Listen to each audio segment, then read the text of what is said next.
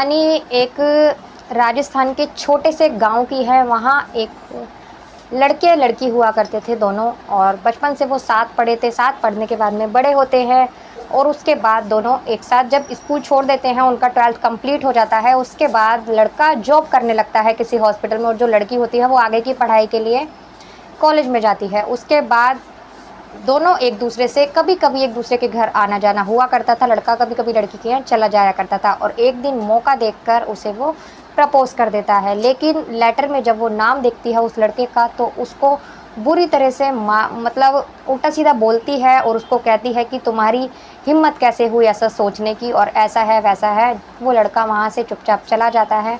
लेकिन कहते हैं ना, किस्मत देखिए, एक दिन वही लड़की उस लड़के से माफ़ी मांगती है और उससे शादी करने को मजबूर हो जाती है, उससे शादी करती है। तो बने रहिए वीडियो में दोस्तों। अगर अच्छी लगे तो प्लीज़ वीडियो को लाइक कर दीजिएगा, चैनल को सब्सक्राइब कर दीजिएगा अगर आप चैनल पर नए हैं तो दोस्तों, मैं गीता गुप्ता, स्वागत है आप लोगों का मेरी आज की एक नई कहानी में। तो एक लड़की होती है जिसका नाम चांदनी होता है, और एक लड़का होता है उसका नाम कमल होता है।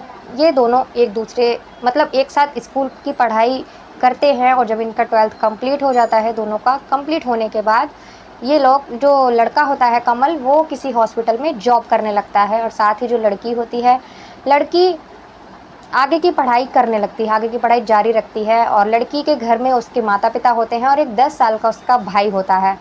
अचानक एक हादसे में उसके पिता का एक्सीडेंट हो जाता है, जिसके चलते उसे हॉस्पिटल ले जाना पड़ता है। हॉस्पिटल ले जाने के बाद में डॉक्टर कहते हैं कि इनका ट्रीटमेंट अभी तो चल रहा है, लेकिन इनका बहुत ही जल्द ऑपरेशन करना पड़ेगा। ऑपरेशन में इतने पैसे की ज़रूरत पड़ेगी। जब डॉक्टर बोलते हैं कि इतने पैसे की ज़रूरत पड़ेगी, तो वो बोलते हैं कि अभी तो हमारे पास पैसे नहीं है। तो वो कहते हैं कि अभी आप अपने इन मतलब डिस्चार्ज करवा लो, इन्हें घर पर रखो, जब पैसों का इंतज़ाम हो जाएगा तो आप लोग बता देना, तो इनका ऑपरेशन कर दिया जाएगा।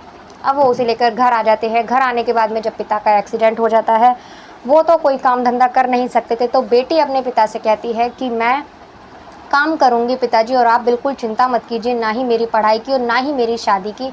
जब तक आप ठीक नहीं होते, मैं अपनी पढ़ाई बंद कर दूँगी और मैं ही घर सँभालूँगी।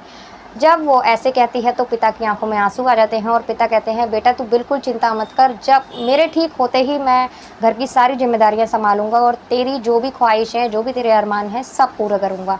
ऐसा कहने के बाद में बेटी अपना काम शुरू कर देती है।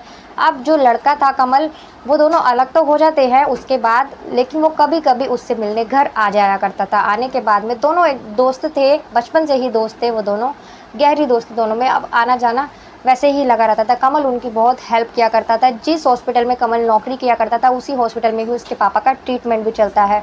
अब जब वो कमल से कहती है कि कमल, मुझे नौकरी की तलाश है, मुझे नौकरी करनी है, और जब पापा के साथ ऐसा हादसा हो गया है, तो वो अपने ही हॉस्पिटल में बात करके उसे रिसेप्शन की जॉब दिलवा देता है।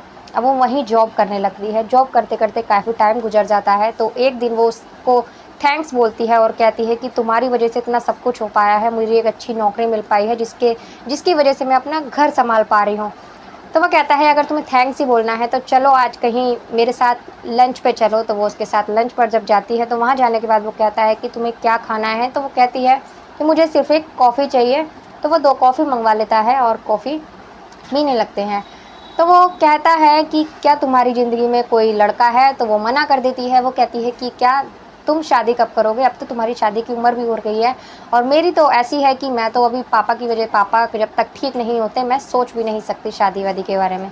तो वो कहता है, हाँ मुझे एक लड़की पसंद तो है, लेकिन मुझे डर लगता है कि शायद वो लड़की क्या रिएक्ट करेगी जब मैं उसे बताऊँगा तो वो लड़की कहती है कि तुम मुझे बताओ उसका नाम, मैं उससे बात करूँगी, और वो तुम्हें मना कर ही नहीं सकती, क्योंकि तुम इतने अच्छे हो, पढ़े लिखे भी हो, और जॉब भी अच्छी खासी करते हो, हैंडसम भी हो, तो वो क्यों मना करेगी तुमसे। तुम मुझे उसका नाम बताओ, मैं उससे बात करूँगी। तो वो एक पेपर पर उसका नाम लिखकर उसे दे देता है और कहता है, ठीक है, प्रॉमिस करो, तुमने मुझसे वादा किया है कि तुम उस लड़की की शादी मुझसे करवाओगी। तो वो उसे ऐसा ही बोलती है कि ठीक है, मैं उससे बात करवाऊँगी। वो उससे कह देता है कि ये पेपर तुम घर जाकर खोलना। अब वो घर जाकर वो पेपर जब खोलती है, तो उस पर देखती है कि उस लड़की की जगह उसी का ही नाम लिखा हुआ था, चांदनी का। ये देखकर उसे बहुत ज़्यादा गुस्सा आता है। गुस्सा आने के बाद में वो दूसरे दिन जब हॉस्पिटल जाती है जॉब पे, तो वो उससे पहले ही पहुंच जाती है कमल से, और जैसे ही कमल आता है तो वो पेपर फाड़ कर उसके मुंह पर फेंकती है और बोलती है कि तुम्हारी हिम्मत कैसे हुई ऐसा कुछ सोचने की, और ऐसा मैंने कभी सोचा भी नहीं है, मुझे नहीं पता था तुम ऐसे होगे वैसे होगे, दुनिया भर की उसे बातें सुनाती है। और कमल वहाँ से चुपचाप चला जाता है उससे माफ़ी मांगकर।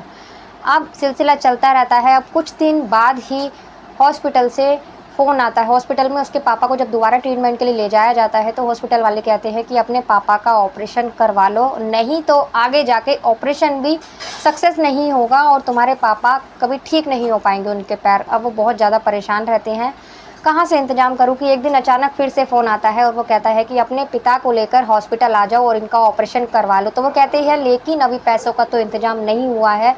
तो वो कहते हैं पैसे ऑलरेडी जमा हो गए हैं। तो वो बताते हैं कि कमल ने पैसे जमा करवा दिए हैं, आप बस आकर अपने पिता का ऑपरेशन करवा लो। ये सुनने के बाद उसकी आंखों में आंसू आ जाते हैं और वो उसने जो भी फैसला किया था वो पछताने लगती है। उसके बाद वो ऑपरेशन अपने पिता को ऑपरेशन करवाने के लिए हॉस्पिटल लेके जाते हैं। उसके पिता बिल्कुल पूरी तरह ठीक हो जाते हैं और घर आने के बाद में वो अपने पापा के पास रो रही होती है। तो उसके पापा पूछते हैं कि क्या हुआ। तब वो सारी बात बताती है कि पापा ऐसी ऐसी बात है, कमल मुझसे बहुत प्यार करता है और मैंने बहुत उल्टा सीधा उसे बोला, यहाँ तक कि आपके ऑपरेशन के पैसे भी उसी ने ही दिए थे। अब मुझे अपने किए पर बहुत अफसोस हो रहा है। तो उसके पापा कहते हैं कि बेटा कमल बहुत अच्छा लड़का है, अगर ऐसी ही बात है तो तू उससे एक बार जाकर माफ़ी मांग ले, एक बार बात कर ले।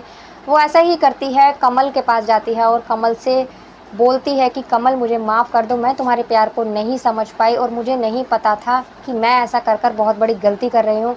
तुमने मेरे परिवार के लिए मेरे लिए इतना कुछ किया है, मेरे पापा का ऑपरेशन तक तुमने करवाया और मुझसे पूछा तक नहीं, मुझे बताया तक नहीं, बिना मेरे बताए तुमने पैसे भी जमा करवा दिए और मैंने तुम्हें इतना बड़ा बुरा भला कहा, इसके लिए मुझे माफ़ कर दो। और मैं तुमसे बहुत प्यार करती हूँ। वो उससे अपने प्यार का इजहार करती है और साथ ही उससे वो कहता है कि तुम्हें अचानक क्या हो गया। वो कहती है मुझे कुछ नहीं हुआ है, बस मैंने तुम्हें समझने में गलती की थी, जो आज मुझे उसका पता लग चुका है कि तुम कितने अच्छे हो और मैं तुमसे बहुत प्यार करती हूँ, क्या तुम मुझसे शादी करोगे। ऐसा कहने के बाद दोनों एक दूसरे के गले लगते हैं और कुछ दिन बाद फिर उनके दोनों के माता पिता मिलकर दोनों की धूमधाम से शादी करवा देते हैं। तो दोस्तों ये कहानी कैसी लगी, अगर अच्छी लगी हो तो प्लीज़ कमेंट कर ज़रूर बताना और अच्छी लगी हो तो वीडियो को लाइक कर देना। बताना ज़रूर कैसी लगी आपको ये कहानी। मिलते हैं अगली किसी वीडियो में एक नई कहानी के साथ, तब तक के लिए नमस्कार।